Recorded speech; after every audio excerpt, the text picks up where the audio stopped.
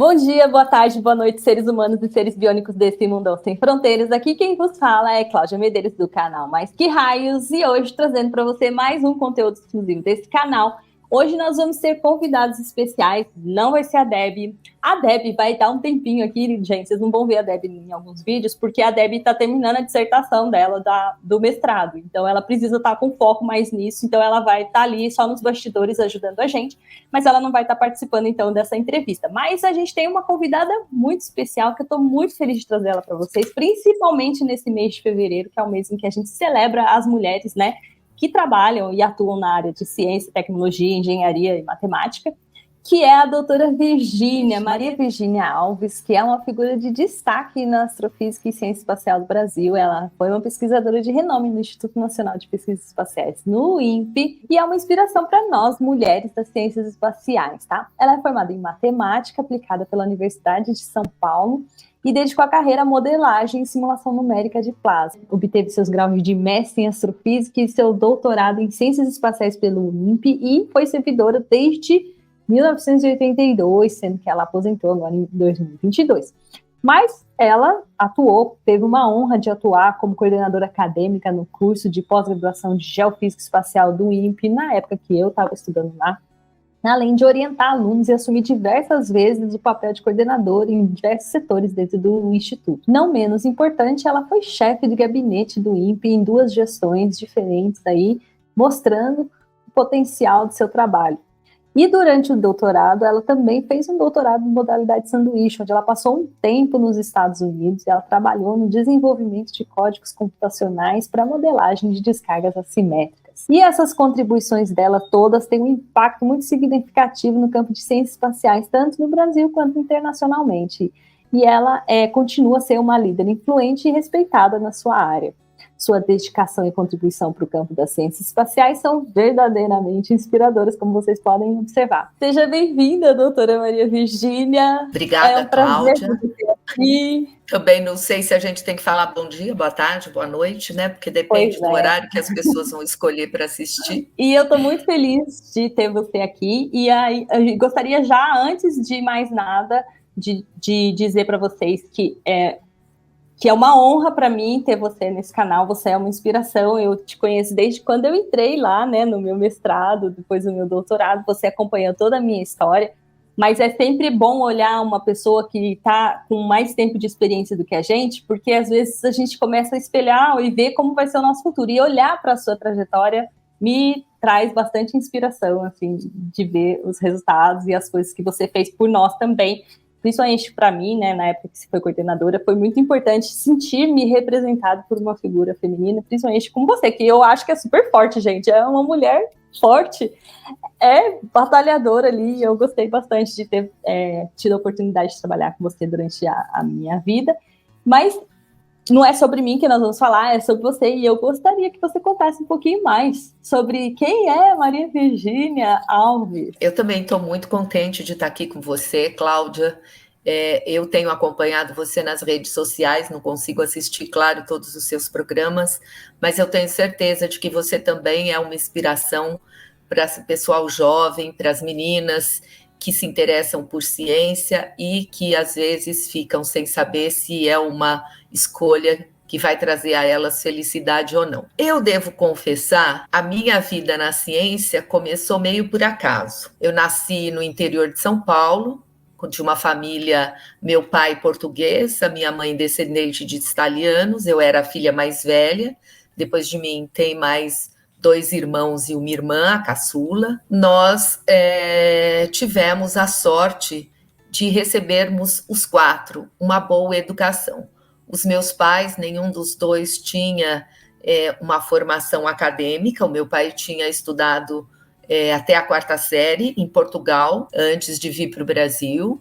E a minha mãe interrompeu os estudos no que hoje seria a 7ª série do ensino fundamental. Então, ela interrompeu os estudos e foi trabalhar. Mas os 2 tinham, por princípio, a seguinte coisa, o meu pai falava muito isso: eu não preciso deixar nenhuma herança para os meus filhos, porque o saber não ocupa lugar. Então, todos nós fomos para escolas particulares, ele fazia questão que a gente recebesse a melhor educação, e olha que naquela época as escolas públicas eram boas, né? Principalmente nas cidades menores, no interior de São Paulo, na época que eu fiz, por exemplo, o ensino fundamental inteiro, eu morava em Catanduva, e o ensino médio eu vim fazer em Marília, mas sempre estudando em escolas particulares, né? Para o ensino médio, foi legal, porque eu fiz o primeiro e o segundo ano, e para o terceiro ano eu ganhei uma bolsa integral. Eu fiz uma prova e ganhei uma bolsa integral. Então, meu pai não tinha, pelo menos, a despesa de um dos filhos, nós éramos 4, com a escola. E aí, eu comecei a me preparar para o vestibular, e no início eu queria fazer medicina, né? Fiz todo o vestibular voltado para a área de biologia, né? Aulas de biologia, de química, mas eu sempre gostei muito de matemática, eu realmente gostava, e eu me saía bem de matemática, né? E aí, quando chegou na época de prestar vestibular, eu tinha um namorado, ele queria fazer vestibular, queria fazer medicina, e a irmã dele veio para mim e disse assim: olha, você vai prestar o vestibular de medicina, você vai passar, e ele não, e ele vai ficar muito frustrado. Aí eu fiquei pensando, como eu não tinha muita certeza, eu realmente não tinha certeza de que eu ia dar uma boa médica. E eu gostava muito de matemática, o meu irmão falou assim: por que você não vai estudar matemática? Eu falei: eu acho que eu vou gostar mais, né? E até tinha pensado, nós morávamos em Marília, tinha uma escola, uma faculdade de matemática em Tupã, e eu falei: eu vou prestar ali, porque dá para eu voltar todo fim de semana, voltar para casa, não preciso ficar tanto tempo fora de casa, longe da família. E o meu irmão falou assim: imagine, com tudo que você sabe, vai para São Paulo, vai prestar USP, vai prestar outra faculdade. E eu prestei a USP, prestei a PUC, passei nas duas, né? E, claro, acabei optando pela USP, até por uma questão financeira, porque tinha que morar fora de casa, se não tivesse que pagar, a escola já era muito melhor, né? E eu fui para a USP, o namorado ficou para trás, logo depois que eu fui para São Paulo, a gente terminou, ele nunca fez medicina, e eu fui para matemática. Só que aí o que aconteceu? A matemática que você aprende no primeiro ano da faculdade é muito diferente daquilo que você aprende no ensino fundamental, no ensino médio, entendeu? Eu cheguei lá, as minhas amigas todas já tinham aprendido o que era limite, o que era uma derivada, eu nunca tinha visto. Então, era um mundo novo que se abria para mim, né? E eu achei tudo muito teórico, e eu gosto de coisas práticas. E aí eu falei: bom, só fazer matemática pura não vai dar certo para mim. Mas estava bem no início, eu acho que eu fui da segunda ou terceira turma da matemática aplicada da USP. Não era nem reconhecido o curso. E eu falei: para mim, melhor fazer matemática aplicada, né? Como eu gostava muito de biologia, eu queria ter feito matemática aplicada à biologia. Cheguei até a conversar com algumas pessoas, tinha um professor lá que falou: nós poderíamos fazer um trabalho muito interessante descrevendo com equações diferenciais o que acontece entre as células, a transmissão entre as células, como é que ocorre. Já havia alguns trabalhos naquela direção, mas, sabe, um curso novo, ninguém sabia muito bem como é que eu podia cursar matérias na biologia fazendo matemática sem fazer os pré-requisitos. E eu não dava conta de fazer 2 cursos. Então, acabei indo para matemática aplicada à astronomia, porque era uma coisa mais próxima. Eu fazia os cursos na física, né? Me encantei muito com as equações diferenciais, para mim era uma coisa muito, muito legal, né? E terminei, concluí o curso, e durante a faculdade eu me casei, né? Tive uma filha, a minha filha nasceu, eu estava no terceiro ano da faculdade, mas eu terminei a faculdade, era uma questão de honra para mim, né? Eu tinha que terminar. E aí o meu marido da época conseguiu um emprego no INPE. Ele era da área de astrofísica. E aí eu vim eu vim junto e me matriculei no curso na época de mestrado. Na época chamava Ciências Espaciais, o curso de pós-graduação, e ele tinha quatro opções, o que hoje a gente chama de áreas de concentração, né? Então, tinha a área de concentração, que era a astrogeofísica, onde eu acabei fazendo o meu mestrado. Tinha uma parte de engenharia, de combustão, propulsão e combustão, era junto tudo isso. E tinha mais outras duas coisas que hoje estão nos cursos de engenharia do INPE. Era tudo junto. Acabei o mestrado em 81, no final de 81. Em 82, o INPE fez uma grande contratação inserida naquela missão espacial completa. E eu fui contratada, então, dentro dessa missão, e então passei a fazer parte dos pesquisadores do INPE, porque até 1982 eu era uma estudante, eu era bolsista. Esse era o meu vínculo com o INPE. E eu descobri que não dava certo trabalhar com o marido. Então, não dava certo. Para mim, não foi uma experiência. Eu conheço casais que trabalham juntos muito bem, construíram uma carreira juntos, mas para o meu caso não era bom. E aí eu comecei a procurar outra alternativa e acabei indo para o laboratório de plasmas. Primeiro comecei sob a orientação do Abraham Chian, ele fazia uns trabalhos interessantes de interação onda-onda, que era todo um tratamento matemático, usava tudo, aquelas equações que eu gostava, porque o que aconteceu? Quando eu comecei a fazer os cursos de mestrado, eu me encantei com a magnetosfera e os plasmas, porque tudo usava equação diferencial, tudo, teoria MHD, equações diferenciais. Então, eu falei, é aqui mesmo que eu quero ficar, né? Por isso que eu acabei indo mais para a área de plasmas espaciais. Acabei trocando de orientador e, na época, é interessante, porque a engenharia, os cursos que eram da ciência espacial, eles se separaram. Então, foi criado um curso de geofísica espacial, que existe até hoje. Apareceu um curso de astrofísica, que não existia, ele era junto dentro das ciências espaciais, e ficou também todo o curso das engenharias, né? Engenharias espaciais e tecnológicas, a ETE, né? Eram os outros cursos que eram da ciência espacial inicialmente, deram origem a esse curso da engenharia. E eu acabei ficando, então, no curso de geofísica espacial, e o Galvão era coordenador. Na verdade, no começo, eu fazia parte do curso das engenharias, que tinha uma área de concentração física dos plasmas. E o Galvão foi temporariamente o coordenador acadêmico desse curso, nessa área de concentração. E aí ele disse para mim, por que você não vai fazer um doutorado sanduíche?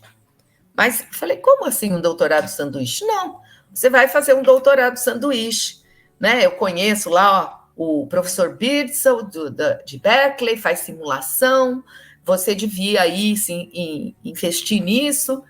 E eu acabei, então, me preparando para isso. Não foi fácil.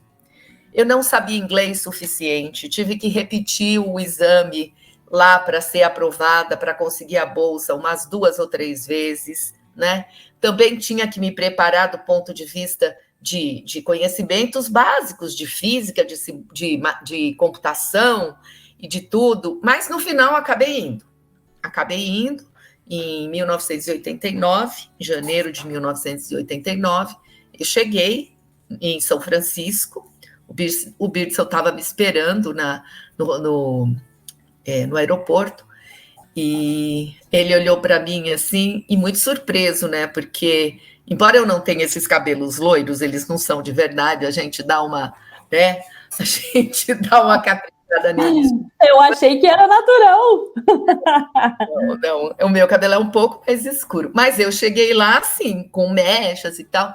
Aí eu me lembro, assim, como se fosse hoje, que a primeira coisa que ele me disse, assim, no Brasil existem muitas pessoas como você? Nossa! Aí eu falei, sim, a maioria, né?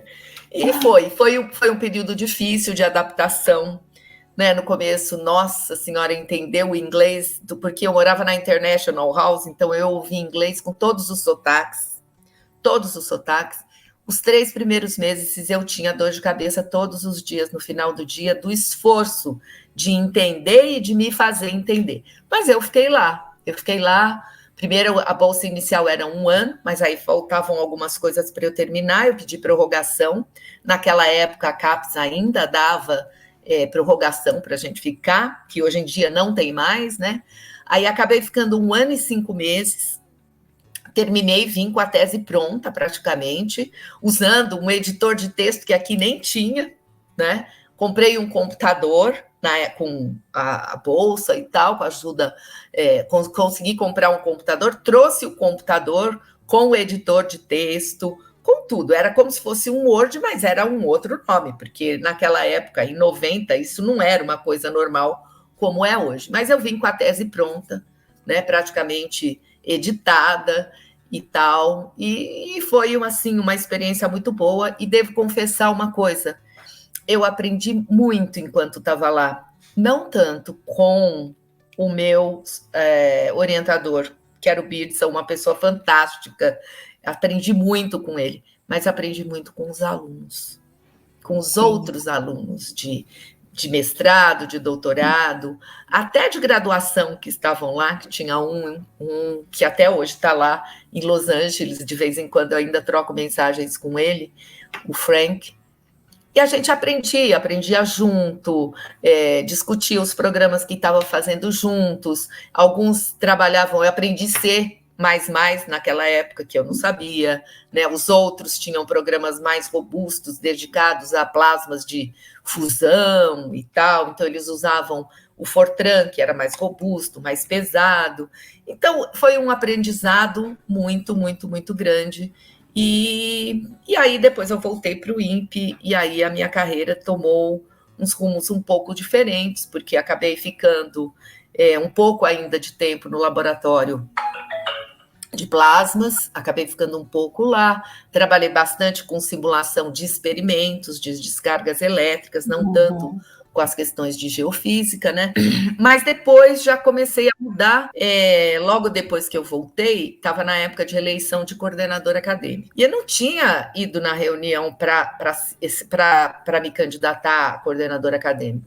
Eu estava disposta a fazer parte do conselho, porque eu achava que era uma maneira de retribuir tudo que havia sido investido em mim como aluna e como pesquisadora para obter o meu título. Mas eu cheguei lá e, é claro, para ser coordenadora, infelizmente, nunca tem muitos candidatos, não é? Acabei sendo escolhida para ser coordenadora acadêmica, uma coisa que eu não tinha experiência nenhuma, porque eu nunca tinha sido parte do conselho, estava acabando de chegar no corpo docente, e foi um trabalho que me mostrou uma outra forma de ajudar a ciência a caminhar, que é a parte administrativa. Porque é muito legal você fazer ciência, você ensinar ciência, você ser professor, né? Mas tem que alguém organizar o sistema para que ele funcione. Então, como coordenadora acadêmica, eu conhecia todos os alunos, eu sabia dos problemas deles, eu acompanhava as bancas, eu tinha que ficar brigando com os professores, tem que oferecer essa cadeira nesse período, né? Então, foi uma experiência muito boa, muito gratificante, porque quando você convive com os jovens, você se sente mais animado, eles trazem novas ideias, eles não têm tantas amarras naquilo que eles estão vendo, sabe? Então, é um trabalho muito, muito gratificante, né? E aprendi muito. Eu fui coordenadora acadêmica do curso 2 vezes, 2 experiências distintas, mas o trabalho me deu muita satisfação, né? E, em paralelo, eu ia desenvolvendo a minha pesquisa sempre junto com os alunos. Eu, diferentemente de muitos pesquisadores, eu não sou boa de trabalhar sozinha. Eu prefiro sempre trabalhar junto com alguém.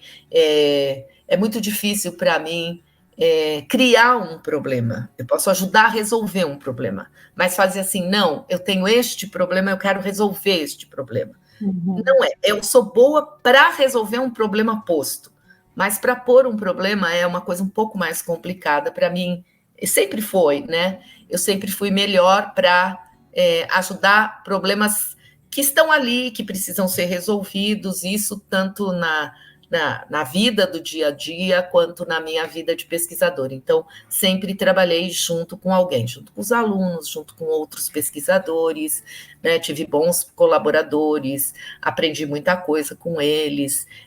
Trabalhei com 2 argentinos, um casal de argentinos maravilhoso, que a gente usou os programas que eu tinha desenvolvido lá em Berkeley. Foi uma experiência muito gratificante, aprendi muita coisa com eles, né? Então, é isso, a minha vida eu não me sinto assim uma pesquisadora daquelas associadas aos estereótipos de pesquisador, porque a minha vida nunca foi só pesquisa, ela era pesquisa, mas tinha o resto, tinha os alunos, tinha entender como funcionava o INPE Instituição, que também foi uma outra experiência muito boa como chefe de gabinete, porque aí você vai além do que só a pesquisa que você está sendo feita, você tem que entender como que aquela pesquisa afeta o seu entorno, afeta a sociedade, como que ela é passada, né? O que o trabalho da instituição representa para tanta gente. E representa para tanta gente.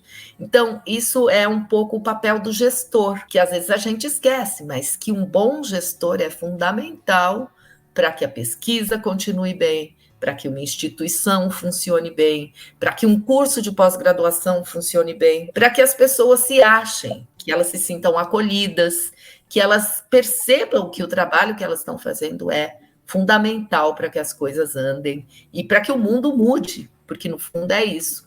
A gente quer que o nosso trabalho, de alguma maneira, afete as pessoas na nossa volta. Eu acho que às vezes é muito demonizado quando você vai nessa direção, mas eu acho muito importante o que você está falando, porque ela fala sobre um autoconhecimento mesmo, do seu próprio jeito, um autoconhecimento da sua capacidade, das suas habilidades, e você vai se contornando e vai moldando isso ao longo do tempo com os aprendizados que você tem nas suas relações e consegue depois retornar. Às vezes não da forma como você pensa no início, porque quando a gente começa a fazer faculdade, né, às vezes os jovens que estão seguindo a gente aqui, às vezes você começa a fazer faculdade, você tem um sonho meio que idealizado de como funciona tudo isso, né?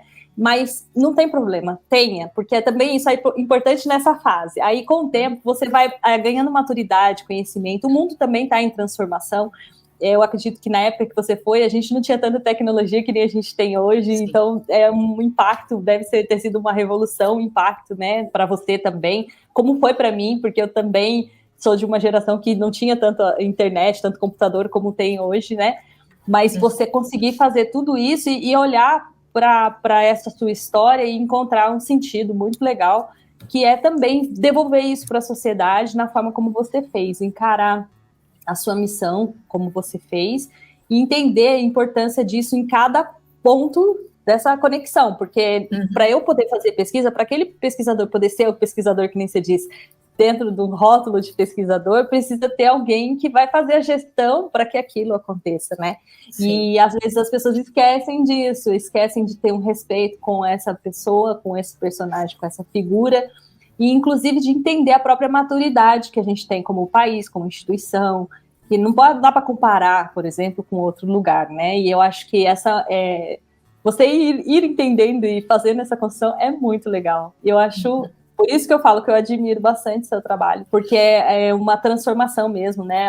Você às vezes abre mão de algumas coisas também, porque nem tudo vai só na direção que a gente quer, né, Virgínia? Nem tudo vai, muitas vezes não vai. Não vai, mas a gente tem que ter um jogo de cintura, tem que aprender também que somos mais do que só um. Eu acho que não pode desistir. Né? Se você acredita que aquilo que você faz é importante, tem que seguir em frente.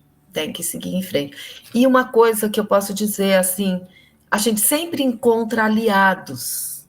A gente sempre encontra gente que acredita nas mesmas coisas, que vai te dar a mão, sabe?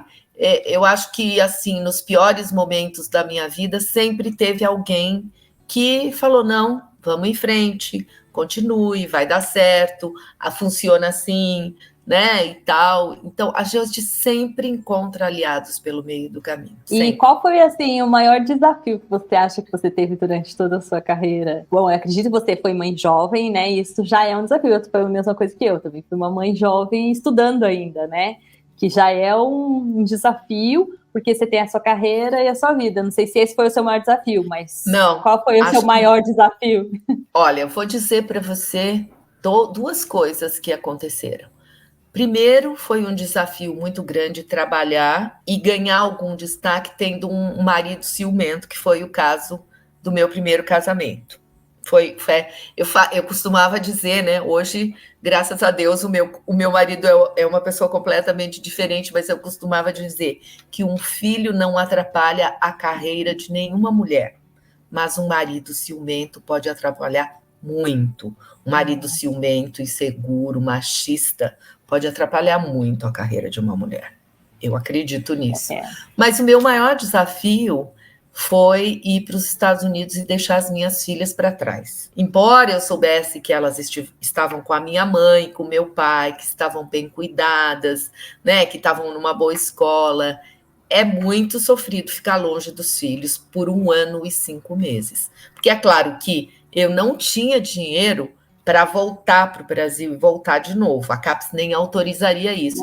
E foi uma época difícil, porque eu fui para os Estados Unidos, acho que foi na época do Collor, e houve uma mudança, e eu recebia o meu salário em valor de dólar turismo, sabe?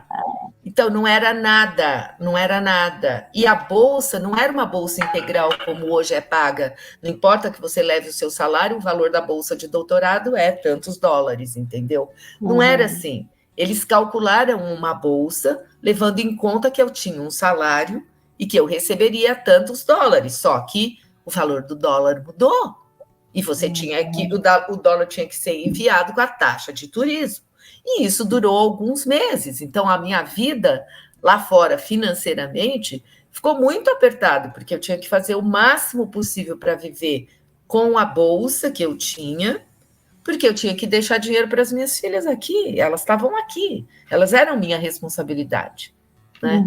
Então, acho que o maior desafio foi esse, né? O fato de deixar as filhas para trás e de passar por essa fase difícil que o Brasil passou aí nessa época do Collor, com tantas coisas, né, que o Brasil passou nessa época. E essa parte de modelagem e simulação numérica de plasmas aí, também era bem inovador para o Brasil na época, né? Era. Principalmente essa parte de simulação por partículas era uma coisa muito, muito nova quando eu fui fazer, muito, muito, muito nova. E ela era uma ferramenta interessante, porque todo mundo estava acostumado assim, a pensar em plasmas como fluidos, né? Então você tinha lá as variáveis clássicas, velocidade, as coisas clássicas, os campos eletromagnéticos, né? A velocidade do fluido, a interação, o V vetor B e tal. Tinha essas coisas, mas quando você trata partícula, você tem que imaginar que aquela partícula não é uma partícula como você está pensando. Ela é uma partícula que representa as muitas partículas. Então, você tem que imaginar que aquilo ali tem que existir uma ponderação, existe uma grade que você precisa distribuir. Como é que você faz isso? Como é que você garante a continuidade das quantidades físicas nas várias fronteiras que aparecem quando você define a sua grade matemática para trabalhar, entendeu? Então, era um desafio, com certeza que era um desafio. Eu não cheguei a fazer simulações por partículas tridimensionais, né? Eu trabalhei na parte, na verdade, unidimensional no movimento, mas você considerava a velocidade nas 3 direções, todas as outras coisas nas 3 direções, mas a partícula se movia numa única direção. É claro que depois vieram os outros, mas eu não desenvolvi códigos assim. A gente aprendeu a usar outros códigos que eram bidimensionais, que permitiam fazer simulações de grandes sistemas, porque eu usei muito na parte de experimentos de laboratório, que eram menores, que tinha radiofrequência que determinava muita coisa, né? Mas quando você passa esse método para a área espacial, aí é outro mundo. e você tem que aprender tudo de novo, entendeu? Que hoje é usado, né? Hoje é usado. Sim. Se usam os métodos todos MHD, mas você trata determinadas regiões usando simulação por partículas em 2, 3 dimensões, né? E ela te permite ver coisas que um modelo de fluidos não te permite ver, né? Gente, então, para vocês só terem uma noção, quando a gente fala de modelos, por exemplo, para a área espacial, tudo isso que vocês veem aí, a previsão do que vai acontecer amanhã, depois, com relação ao tempo, clima, tanto aqui embaixo quanto lá no espaço mesmo, né, na parte mesmo de ciências espaciais, tudo que a gente vem conversando aqui no canal sobre clima espacial e todas essas coisas, envolve fazer essa modelagem que a doutora Virginia está contando aqui para a gente, né? Onde você vai pegar, você tem um histórico de um passado, você entende aquele passado, você faz com que o seu modelo matemático entenda ou represente aquilo como ele aconteceu, e aí você propaga aquilo para frente para ver qual vai ser a resposta que a gente vai ter lá na frente usando esse modelo. É que nem a receita de bolo, vamos dizer assim, mas bem complexa, né? Muito complexa, principalmente como inserir o passado e ver como ele vai interferir no futuro, né? Exato. Que é a parte que a gente quer dizer. É uma tarefa difícil que até os meteorologistas ainda, em alguns casos, têm dificuldade de fazer, que é o que a gente chama de assimilação de dados. Quer dizer, você tem que ir fazendo a sua previsão, né, considerando o passado, mas, ao mesmo tempo, se você quiser uma previsão melhor, você vai ter que ir inserindo aquilo que está acontecendo naquele momento e rodar de novo, e ver de novo, né? Então, é uma constante... Você precisa...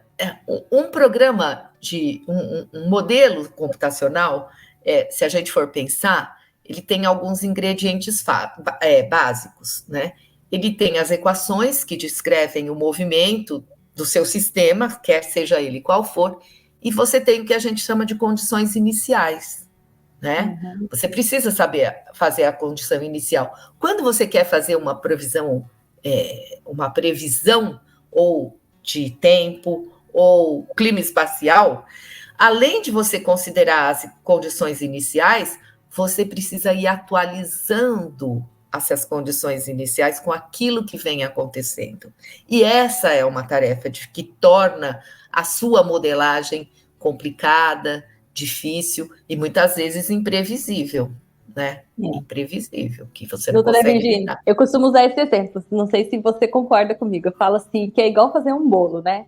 Então, você tem lá todos os ingredientes, você deixa separado o ovo, você pega todos os ingredientes, a forma, e você sabe, vou usar 3 ovos, o óleo, a farinha, né? Você coloca lá, o forno tá numa certa condição, você põe o bolo lá para assar. Se você fizer 10 vezes o bolo com os mesmos ingredientes, não saem 10 bolos iguais.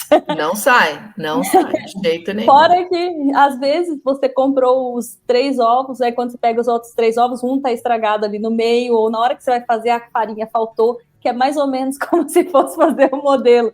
Então, a gente está sempre colocando os dados conforme a gente tem, né? Então, a gente recebe dos sensores que a gente detecta, coloca ali naquele modelo, né? Que seria o que a gente imagina que vai virar um bolo, né? Com todas as receitas ali que a gente... E aí sai o bolo, que às vezes vai dar um bolo gostoso, que é o que a gente acertou, e às vezes vai dar uma desandada.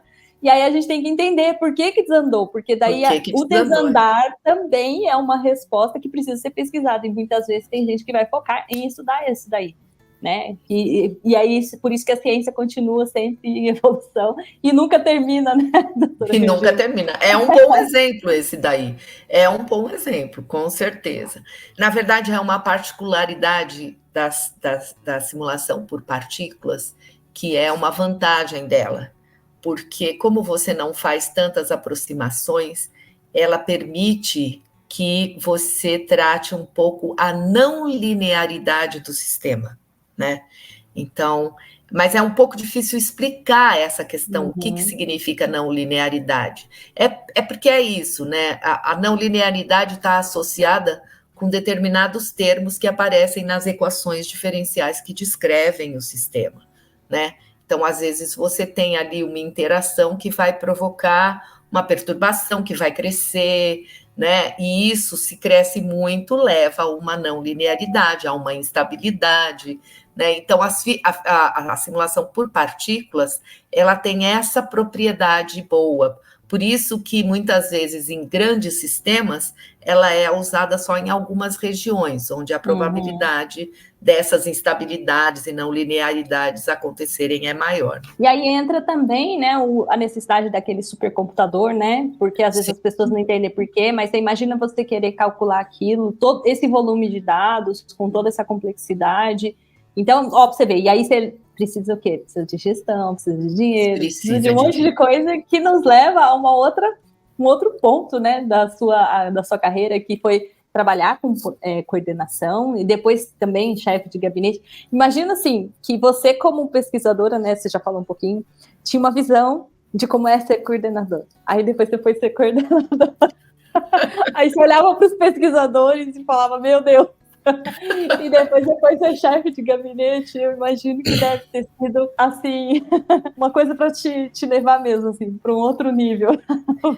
Mas ser chefe de gabinete foi uma experiência muito interessante, porque me forçou a conhecer tudo que o INPE fazia, tudo, todos os tipos de pesquisas, as principais áreas onde a gente obtinha os melhores resultados, né? Porque você acompanhava as coordenações, os relatórios anuais, o que era feito, o que tinha sido publicado, né? Então, olha, o INPE é uma instituição fantástica. Quer dizer, não sei hoje, né? Porque eu já estou fora desde julho de 2022, né? Eu não tenho ido lá. Eu sempre tive isso na minha cabeça, que quando eu me aposentasse, eu queria me aposentar de verdade.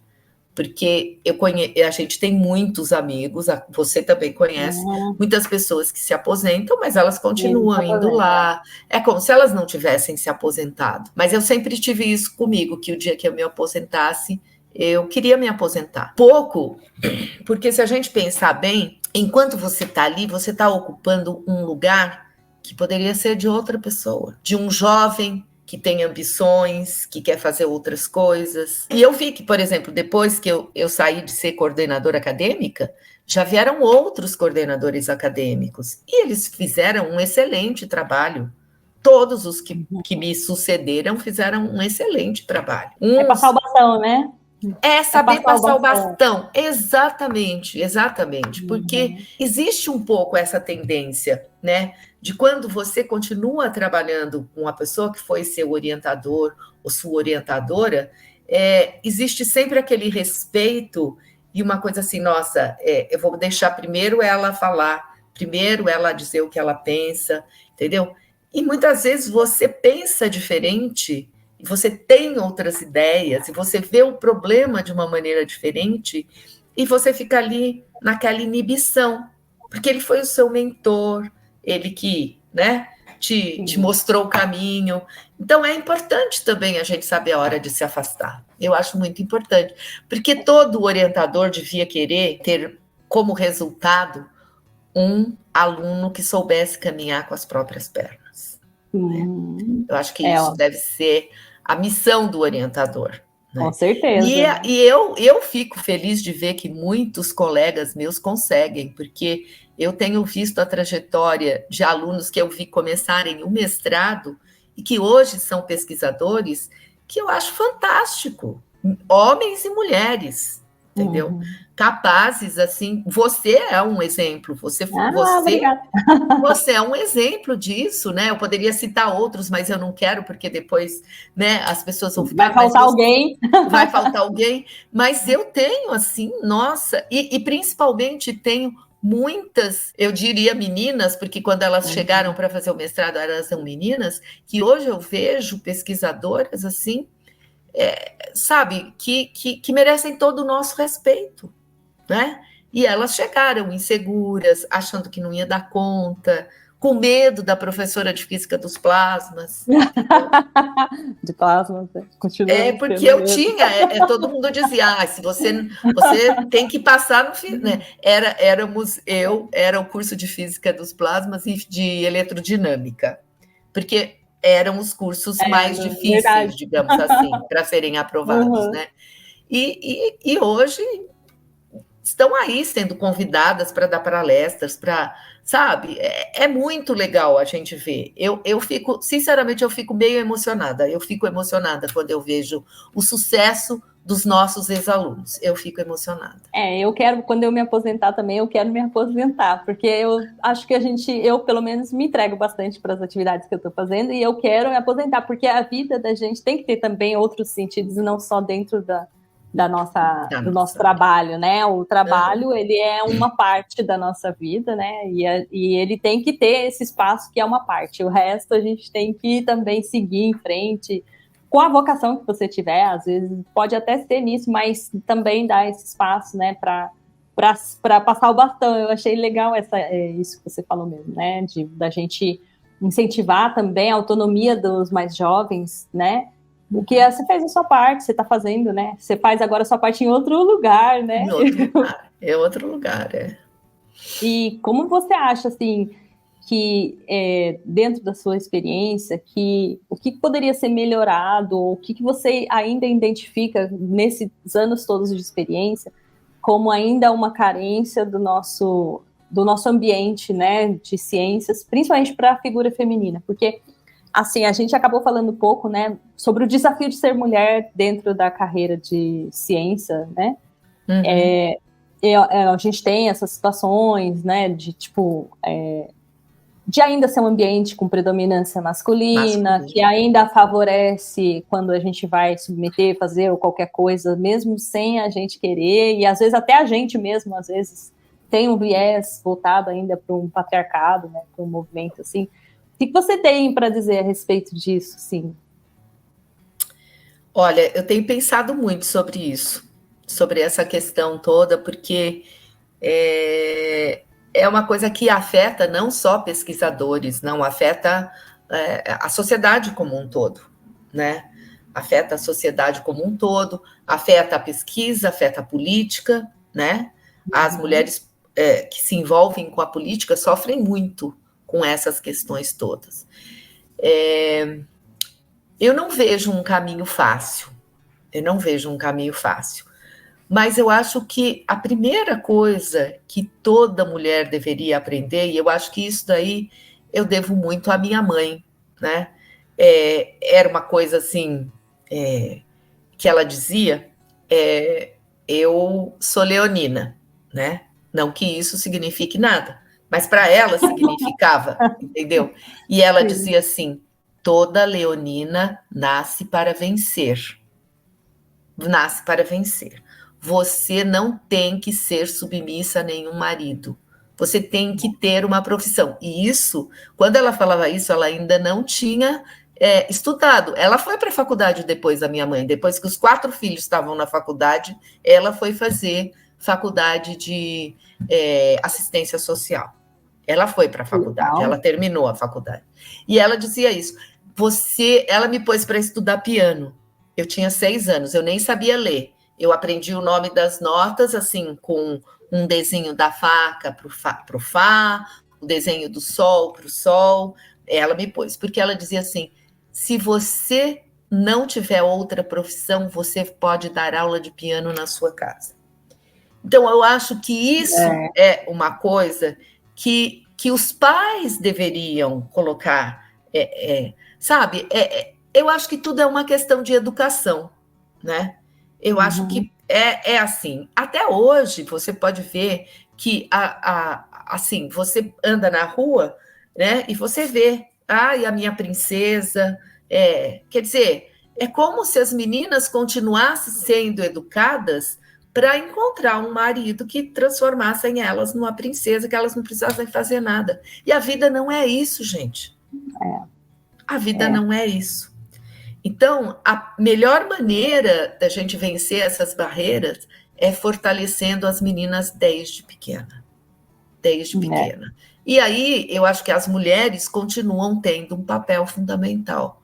Por quê? Porque ainda é responsabilidade das mulheres educar os filhos, muito mais do que dos homens. E muitas mulheres continuam, às vezes até educam as filhas para a vida, digamos assim, mas protegem os homens das tarefas domésticas, de lavar uma louça, de arrumar uma casa, de lavar uma louça, entendeu?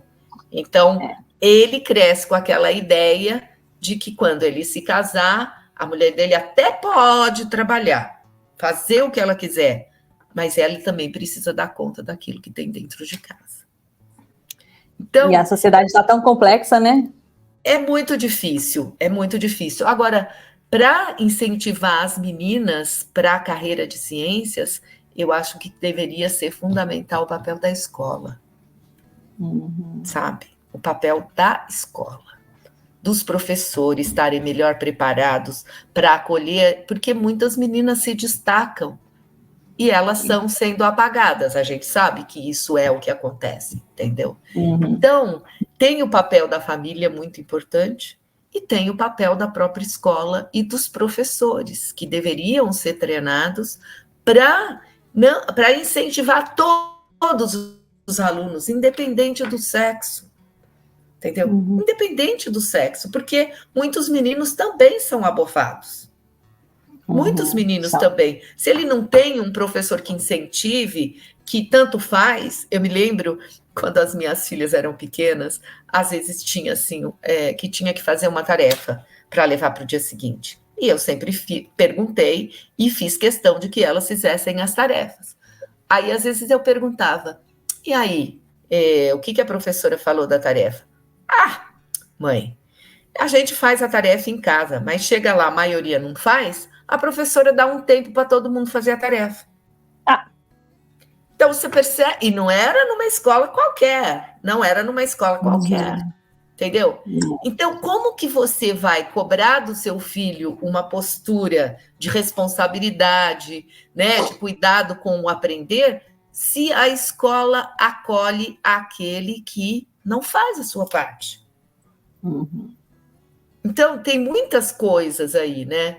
Muitas coisas. Mas o mais importante que eu acho para as mulheres é elas acreditarem que o trabalho delas é bem feito. Eu me lembro quando eu estava voltando dos Estados Unidos, tinha um colega que estava fazendo doutorado lá, ele chama Scott Parker. Ele trabalha com pesquisa até hoje, numa das universidades lá dos Estados Unidos, eu não lembro, não sei onde ele está hoje, mas ele era professor de uma universidade há algum tempo atrás, deve ter continuado.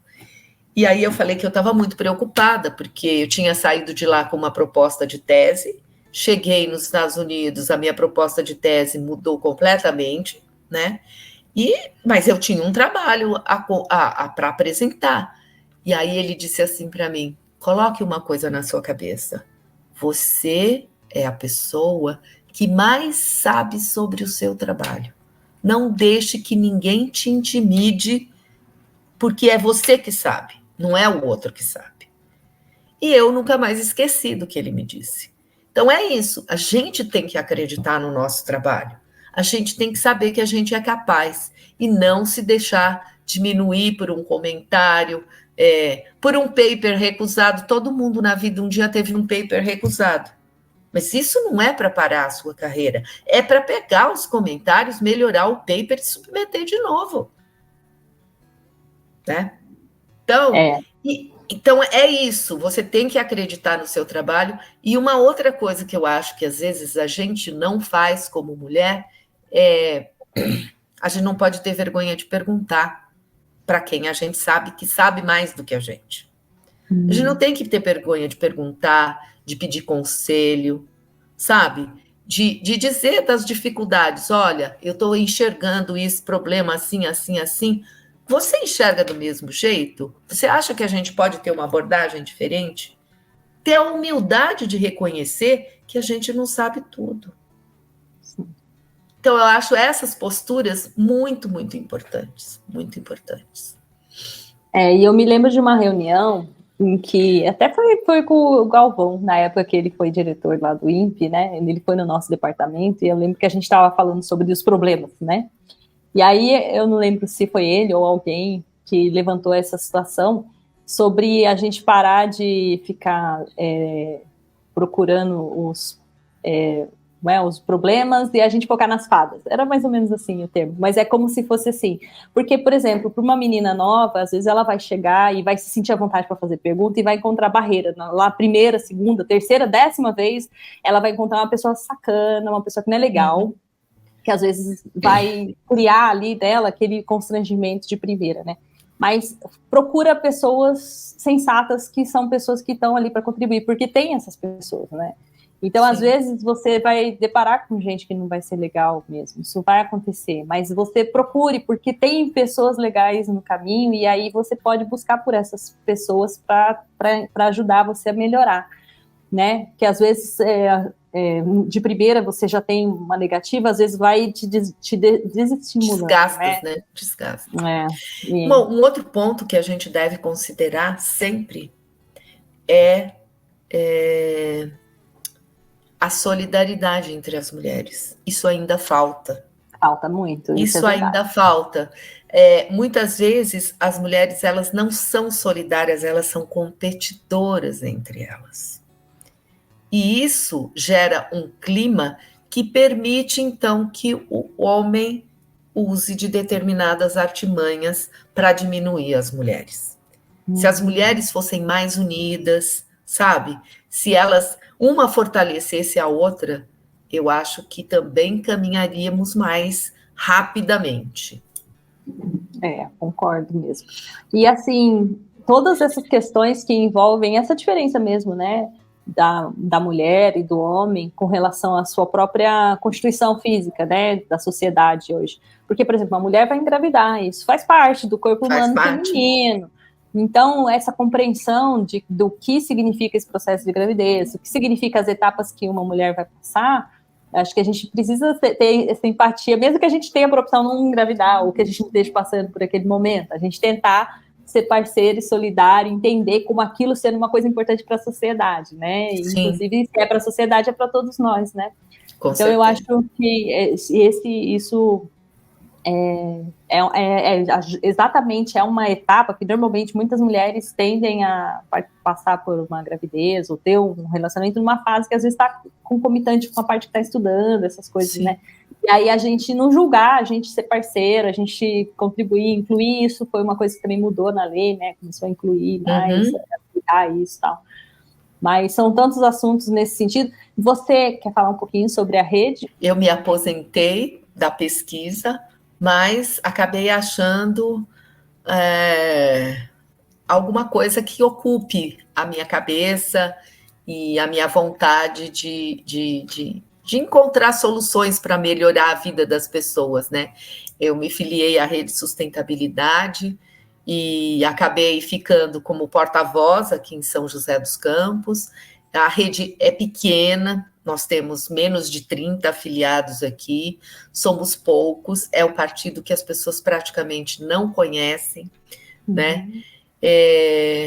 Então, ainda temos um pouco de dificuldade de acesso, né? De que as pessoas nos conheçam e vejam aquilo que a gente faz e tal. Então, o nosso trabalho está, esse ano, que é um ano de eleição municipal, né? Não tanto de que a gente vá conseguir eleger um vereador, por exemplo, mas de fazer com que a Rede Sustentabilidade seja conhecida, de que ela tem bons propósitos e tem bons nomes, tem pessoas sérias que estão envolvidas com a construção desse partido, né? Então, é um pouco isso, e é até por isso que eu tenho pensado muito nessas questões de gênero, de minorias e de tudo, porque é um assunto constante, né? E na questão da sustentabilidade, né? Eu faço poucas coisas com relação à sustentabilidade, mas uma coisa que eu faço é andar com a minha sacolinha reutilizável dentro da bolsa. Hoje mesmo, eu fui em 2 lugares, eu tinha 2 sacolas dentro da bolsa, né? Aí a moça da primeira falou assim, nossa, que sacola bonita, e você está preparada, né? Aí fui no supermercado, nossa, que legal, você traz a sua bolsa. Eu falei, pois é, o meio ambiente agradece. Ela falou, concordo, deveria haver mais pessoas como você. Então, são coisas assim pequenas, mas que se todo mundo fizer, muda né? muito. Muda muito, porque o outro vai perceber, que você faz diferente, né? E vai perceber que é um diferente que não agride, mas que contribui, que agrega, né? Então, eu acho que assim, fazer o partido ser conhecido tem que passar por isso, por pequenos atos, né, que demonstrem que isso faz parte da gente como rede de sustentabilidade. Se preocupar com o meio ambiente, se preocupar com as mulheres, com os negros, com os indígenas, preocupar com a poluição, preocupar com aquela termoelétrica que está aí aprovada para ser instalada em Caçapava e dizer que não, entendeu? Então, eu acho que é papel de um partido que tem sustentabilidade no nome, porque a sustentabilidade é do meio ambiente, mas tem que também a sustentabilidade da sociedade, porque determinadas ações, elas fazem com que a sociedade vá para baixo. Sim, que ela regride, que ela regrida, né? E o que você está falando tem tudo a ver com, por exemplo, nós aqui, nesse canal, Virgínia, muita gente vem por causa do espaço, né? E para quem não sabe, uma das soluções da nossa é o SDG, né? Que é sustentabilidade do uso do espaço, e isso inclui tudo, inclusive até mesmo. Então você vê que isso é o futuro, né? O futuro, ele é na direção da sustentabilidade, né? Então eu acho interessante o Partido da Rede. Eu conheço pouco, tá? Político eu conheço muito pouco. Mas eu acho a ideia da sustentabilidade uma coisa muito importante que precisa entrar na agenda da vida de todo mundo. Eu cresci numa geração que foi educada da Eco 92, né? Então, eu já cresci daquele não joga lixo no chão, reciclagem, todas as coisas na cabeça.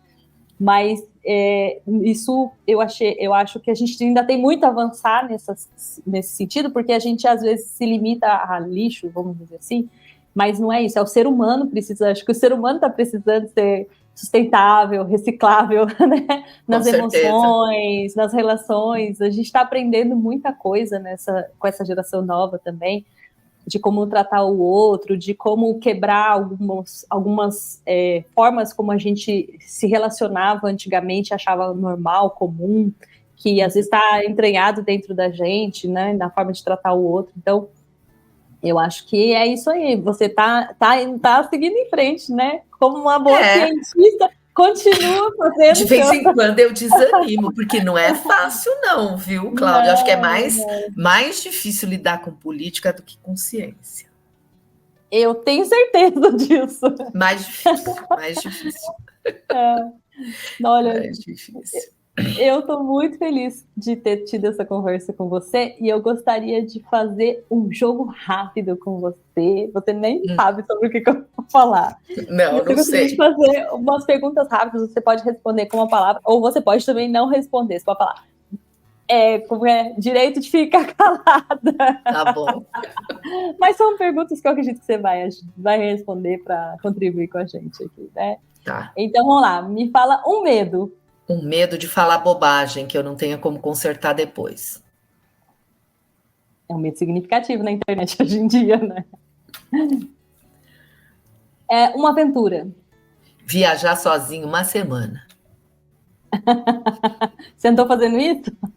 Não andei. Faz tempo que eu não faço. Já fiz muito. Então, mas eu considero uma boa aventura. Um livro. Um livro. Os Anos, de Annie Ernaux. Gostaria de ter escrito esse livro. Maravilhoso. Maravilhoso. Vou anotar e deixar aqui para vocês depois, né? Para quem quiser, tá procurando saber mais sobre esse livro, que eu também vou. É sua recomendação, eu vou ver. Tá. Um sonho. Um sonho. Que as pessoas se sintam bem sendo quem elas são. Uma frase ou uma mensagem que te inspira. Eu vou citar a frase que o meu pai sempre falava. Família, alicerce de tudo. Preserve a sua. Muito bem, doutora Virgínia. Você gostaria de deixar mais uma mensagem para as pessoas que estão aqui acompanhando a gente? Uma mensagem de alguma coisa que você considera que seja importante para as pessoas, além dessa que você acabou de passar para a gente, as meninas, para as pessoas, para o nosso Brasil, que está querendo ir aí nessa direção? Você agora que tem bastante experiência para passar. Não sei se eu tenho uma mensagem assim para dizer, né? Seria muito bom que nós todos tivéssemos consciência da beleza que existe no nosso país e de quanta coisa poderia ser melhor se todo mundo fizesse a sua parte. Exatamente. E só a última pergunta, você iria numa viagem para Marte?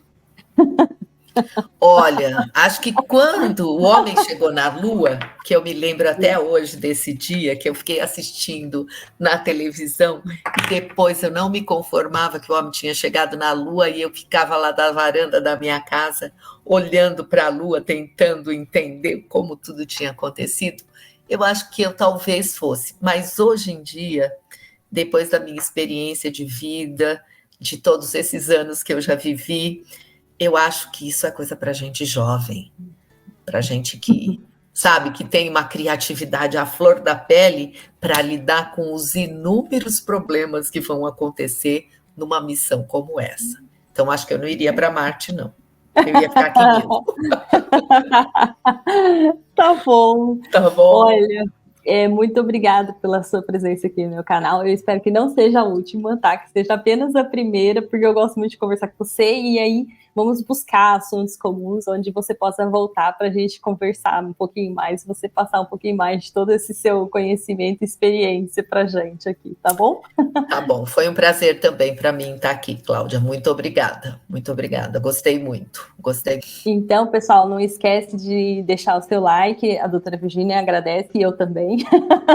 E seguir o canal e continuar aqui com a gente. Vocês podem acompanhar a história da doutora Virgínia aí, que eu acredito que ainda tem muita coisa para acrescentar para a gente, né, doutora Virgínia? E vamos lá, seguindo em frente, em busca de conhecer um pouquinho mais sobre a ciência, exploração espacial, física espacial e afins, e também sobre seres humanos, né? Porque somos seres humanos, estamos aqui e somos nós que vamos completar essa história. Então agora, gente, um grande abraço para todos vocês e tchau!